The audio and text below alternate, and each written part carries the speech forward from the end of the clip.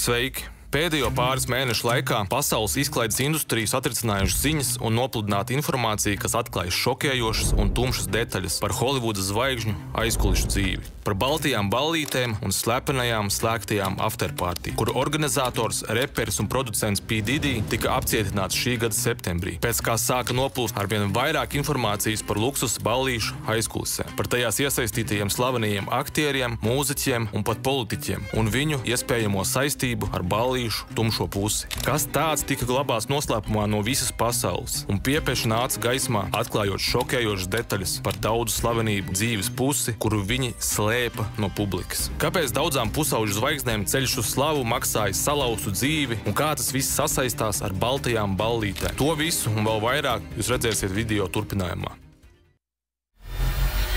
Pirms jūs skatāties tālāk, piedāvājam LVBet spēlētāju reģistrēšanās bonus. Un tas ir ļoti vienkārši. Veicot pirmos depozītus, jums tiek piedāvāti 550 LV griezieni. Šie griezieni ir pilnīgi bez riska, kas nozīmē, ka ar katru griezienu jūsu depozīts netiek zaudēts. Un tā nauda, ko jūs no tiem iespējams vinnēsiet, to varēsiet izņemt uzreiz. Vēl jāpiemina, ka starp citiem kazino tieši LVBet piedāvā lielāko spēļu klāstu. Tā tik tiešām ir lieliski iespēja. Bonus var aktivizēt tikai caur mūsu affiliate link, kas ir atrodams aprakstā.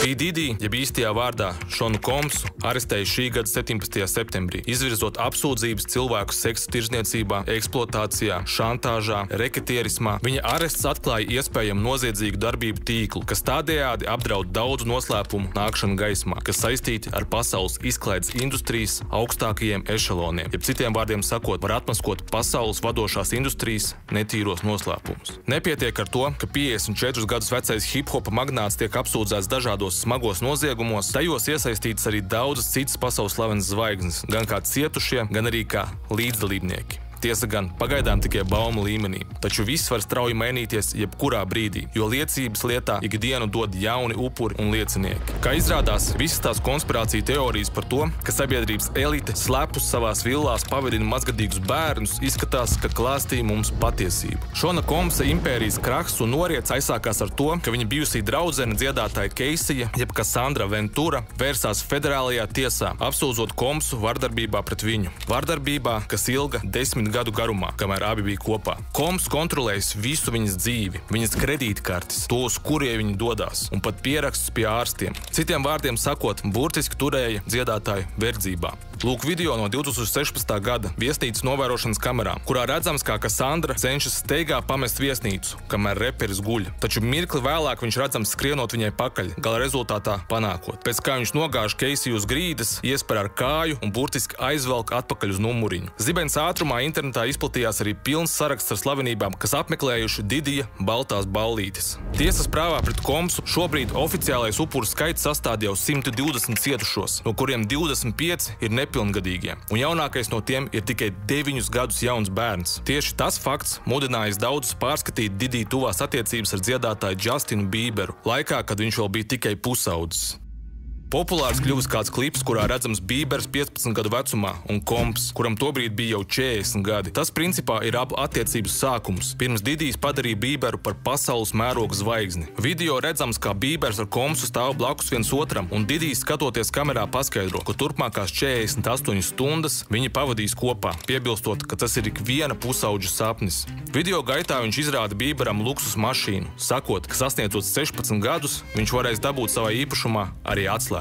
Tāpat arī norāda uz kādu grēznu māju, sakot, ka 18 gados tā pāries viņa īpašumā. Tobrīd neviens šajā video nesaskatīja neko dīvainu, bet ar visiem pēdējā laika atklājumiem tas ir ieguvis citu nokrāsu. Pats Biebers komentējis, ka esot slavens tik jaunā vecumā, viņš ir izgājis cauri ellei, un iespējams ar to viņš domā tieši piedalīšanos Diddy ballītēs, un ne tikai. Tāpat internetā populārs kļūs jau cits video, kurā Biebers ir nedaudz vecāks, un Komps ieradies pie viņa un jautā, kāpēc viņš vairs netusē ar viņu kā agrāk. Jaunais dziedātājs ir manām uztraukts un atbild viņam, ka, citēju, tu vērsies pie maniem pārstāvjiem, bet nekad neuzjautāji manu numuru. Vēlies, lai to iedodu? Tāpat ar Didiju un iespējamu piespiedu iesaisti ballīšu orģijās jau agrā vecumā saistīts arī slavenā R&B zvaigzne Ushers, kurš vēlāk kļuva par Biebera mentoru, kad Ushers jau pats bija pieaudzis un ieguvis slavu. Abiem kopā radot raidot vairākus muzikālus kopdarbus. Viņi saņēma gaidīto slavu, tomēr tas viņiem maksāja salauztu psihi. Ushers gan pat nekā situāciju nav komentējis, taču ir liecinieki, kas apgalvo, ka pēc vienas no ballītēm Ushers pat esot nonācis slimnīcā. Tikko runājām par slavenībām upuriem, bet tagad pievērsīsimies tiem, kas iespējams bija P. Diddy līdzdalībnieki. Šeit priekšgalā jāmin mūzikas pasaules ietekmīgākais pāris – Jay-Z un viņa sieva dziedātāja Beyoncé. Kaut arī abi nefigurē Kompsa krimināllietā,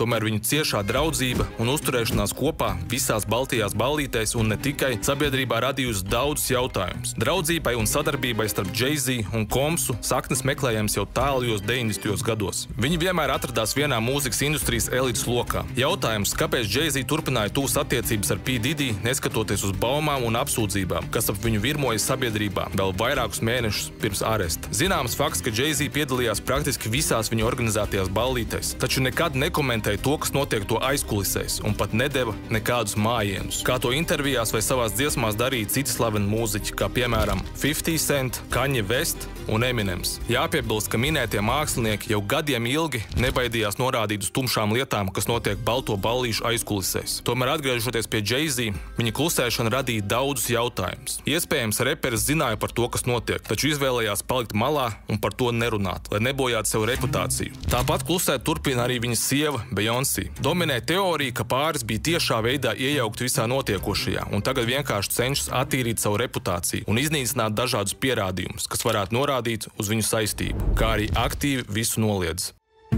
Tāpat pastāv teorija, ka katrā industrijā ir savi lielie kontrolētāji, kuri pakļauti kādai milzīgai slepenai organizācijai. Un to, ka tādi parasti ir 3, jo kad viens tiek upurēts, šajā gadījumā P. Diddy, tad 2 paliek un turpina kontrolēt industriju tālāk. Te ir norāda uz Jay-Z un Beyoncé. Ir pat teorijas, kas apgalvo, ka patiesībā galvenais aiz visa ir tieši pats Jay-Z, kurš iespējams vainojams arī slaveno reperu Tupac un Notorious B.I.G. nāvēs. Noraidīt visu turpina arī citas iespējams iesaistītās slavenības. Piemēram, slavenais aktieris Leonardo DiCaprio intervijās vispār apgalvo, ka kopš 2000. gadu sākuma vairs nav apmeklējis ballītes. Tomēr ir reāli pierādījumi, ka viņš ballītē ir viesojies piemēram 2016. gadā. Kas interesanti, uzreiz pēc P. Diddy aresta DiCaprio pameta ASV un šobrīd dzīvo Itālijā. Ap šo lietu izveidojies tāds kā muģeklis, jo ballītēs piedalījušies tiešām daudz cilvēku no sabiedrības elites, tostarp dažādi augsta ranga politiķi. Piemēram, ir zināms fakts, ka tur piedalījušies bijušie ASV prezidenti Donalds Trumps un Baraks Obama ar savu sievu. Tur bijuši principā visi, taču ko kurš konkrēti darījis un vai viņi piedalījušies arī slēgtajā pasākumā, nav īsti skaidrs. Un ņemot vērā, ka FIB šo izmeklēšanu veic apmēram 15 gadus, līdz savāca pietiekami daudz pierādījumu, tas nozīmē vien to, ka tuvākajā laikā varētu ripot vēl galvas un atklāties daudz šokējoši jaunumi arī par citām slavenībām. Kompss izmantoja savu varu un naudu, lai piespiestu cilvēkus darīt dažādas netiklas lietas savos tā saucamajos freak-off šovos, kas bija daļa no baltajām ballītēm, ja pareizāk ballīšu afterparty. Freak-off šovi bija performances, kurās piedalījās īrēti eskorta darbinieki, un speciāli šim pasākumam tika iepirktas arī daudz narkotikas. Liecinieki zināja stāstīt, ka daudzās no sesijām dalību ņēma arī pats Kompss, taču citās reizēs viņš vienkārši vērojis notiekošo. Viss process tika ierakstīts un saglabāts iespējams, tāpēc, lai Kompss tos varētu vēlāk skatīties privāti, vai arī, lai varētu kādu ar ierakstiem šantažēt, ja tas būtu nepieciešams. Freak-off šoviem plašāk pievērsīšos nedaudz vēlāk. Tagad vēlos sīkāk pastāstīt par baltajām ballītēm. Kas tad tās ir un kā iemantoja popularitāti sabiedrības elites vidū?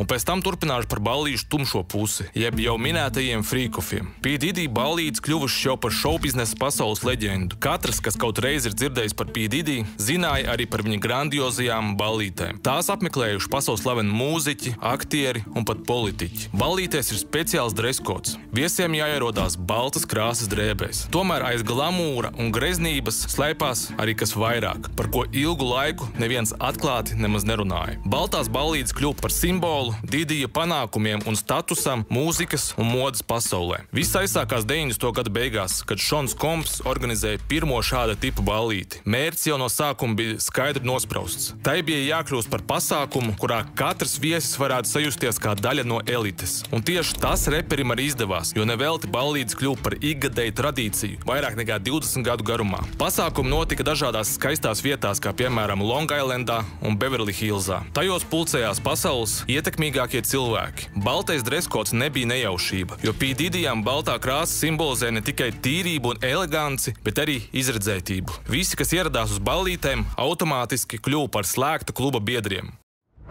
Tagad pievērsīsimies Komsa biogrāfijas tumšākajām lapusēm – Freak of Show daļai, kas ir ballīšu slēgtā daļa. Tā kļūst par savu veidu simbolu elitārajai un perversajai pasaulē, kuru viņš ap sevi izveidojis, un kur savukārt apstiprina visus stereotipus par elites un bagātnieku izklaides aizkulisē. Freak of izpaudās kā vairāku dienu apšaubām aktivitāšu kopums, kurās vara, nauda un narkotikas izredzētajiem viesiem radīja pilnīgas nesodāmības atmosfēru. Freak of bija balto ballīšu ekstremālā daļa, kas notika aiz pilnīgi slēgtām durvīm, un nokļūt tur varēja tikai izredzētie. Ir informācija, ka Komsa villā pat ir pazemes tuneļi, kuros tad iespējams arī notika visa trakulīgā uzdzīve. Pēc pusnakts tika slēgtas visas durvis, un tie, kas paspēja aiziet, tie paspēja.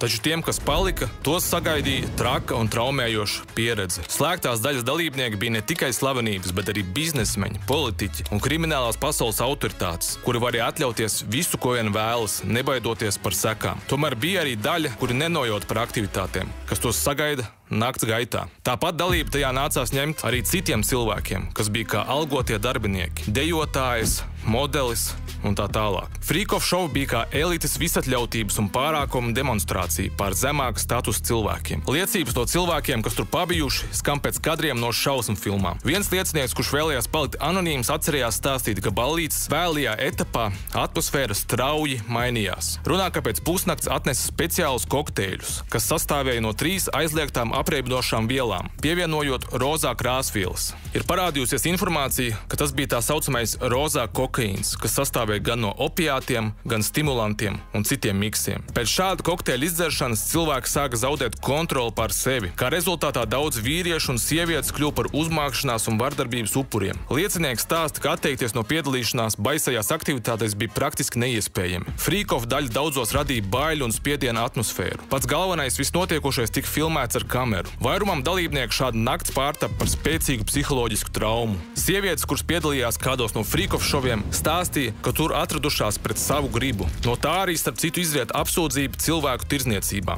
Daudzas no viņām bija nolīgtas kā modelis un dejotājs, taču ballīšu vēlajā daļā viņām piespieda piedalīties visās tur notiekošajās netiklībās. Pretējā gadījumā draudot ar izrēķināšanos un karjeras iznīcināšanu. Šajās liecībās tiesai atspoguļojās acīm redzama piespiešana ar varu, piespiešana lietot narkotiskās vielas un vardarbība. Visvairāk mulsina fakts, ka lielākā daļa sieviešu bija ļoti jaunas. Dažas pat tikko bija sākušas savus modelis vai dejotājas karjeru, un daudzas nebija sasniegušas pat 18 gadu vecumu. Savdabīgās izklaides varēja ilgt pat līdz 30 stundām, pēc kā to dalībnieks nācās burtiski atkačāt, pieslēdzot pie sistēmām. Viena no pirmajām, kas publiski atklāja šausminošās detaļas par Freak of aizkulisēm, bija neviena cita kā Kesija, bijusī Komsa draudzene, kas iesūdzēja viņu tiesā. Viņa apgalvoja, ka kopdzīves laikā ar Komsu viņi bija spiesti piedalīties tāda veida pasākumos, neskatoties uz to, ka to nemaz nevēlējās. Slēgto ballīšu aktivitātes tika ierakstītas tā iemesla dēļ, lai P. Diddy ar video ierakstiem varētu šantažēt savus darbiniekus, māksliniekus un arī savas draudzenes, draudot nopludināt video materiālus vai kā citādi ieriept. Tieši tādā veidā viņš nostiprināja savu impēriju un savā kontrolē ieguva milzīgu varu. Viņa impērija balstījās uz bailēm, jo viņš burtiski turēja savā pavadā pusi Holivudas un ar cilvēkiem manipulēja. Veicot kratīšanu P. Diddy mājā, izmeklētāji atrada daudzus priekšmetus, kur uzreiz kļuva par karstu apspriedes objektu masu mēdījos. Sevišķi lielu uzmanību izraisīja lielais daudzums slavenās firmas Johnson's Baby bērnu ķermeņu eļļas pudeļu skaits, kas tika atrasts vairākās istabās viņa rezidencē. To bija vairāk nekā 1000. Šāds atradums momentāli radīja daudz jautājumu. Tā kā tā nav gluži tipiskā lieta, ko mājās varētu turēt ietekmīgs producents un biznesmenis, turklāt vēl tādos daudzumos. Pie tam vēl uz tādu apsūdzību fonu kā seksuāla rakstura eksploatācija un piespiešana piedalīties netiklās aktivitātēs. Tam līdzīgi atradumi ieguva ļoti tumšu nokrāsu. Tāpat izņemot ķermeņa eļļas pudeles, tika atrasta arī virkne ar citām lietām, kas pēc izmeklētāju domām varēja tikt izmantotas apšaubāmām darbībām. Uz doto brīdi pret Komsu ir izvirzīti 100 dažādu apsūdzību, un katra jauna liecība pret viņu pieliek papildu svaru tām. Galvenās apsūdzības saistītas ar viņa dalību cilvēku eksploatācijā, kriminālo schēmu organizēšanā un fizisku, kā arī psiholoģisku vardarbīgu darbību veikšanā. Lietā iejauktas ne tikai sievietes, bet arī cilvēki, ar ko viņš kopā strādājis producēšanas un biznesa jomā. FIB izmeklēšana veda jau vismaz 15 gadus, un visu šo laiku vāca maksimāli daudz pierādījumu, lai varētu producentu arestēt. Apsūdzības eksploatācijā pamatā saistītas ar netiklām darbībām, kuras notika tā saucamo balto ballīšu laikā. Jau ir pietiekami daudz cietušo un liecinieku, kas devuši savas liecības par pieredzēto slēgto ballīšu laikā. Ja tiesa atzīs Didiju par vainīgu, tas viņam draud ar vairākiem desmitiem gadu ilgu cietumsodu. Starp nopietnākajām apsūdzībām ir arī kriminālo schēmu organizēšana saistībā ar cilvēku tirdzniecību, kas nozīmē vien to, ka sievietes, kas piedalījās pasākumos, bija ne tikai viesi, bet arī kādas lielākas sistēmas sastāvdaļa, kas nodarbojās ar cilvēku pārvešanu no vietas uz vietu. Tik daudz smagas apsūdzības neko spožu par ietekmīgā producenta nākotni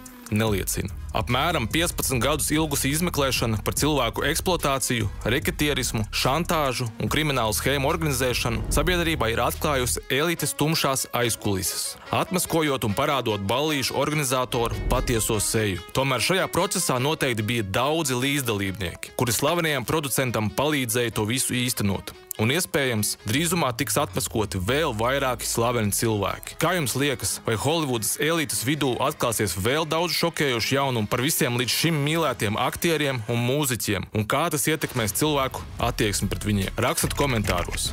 Visu labu!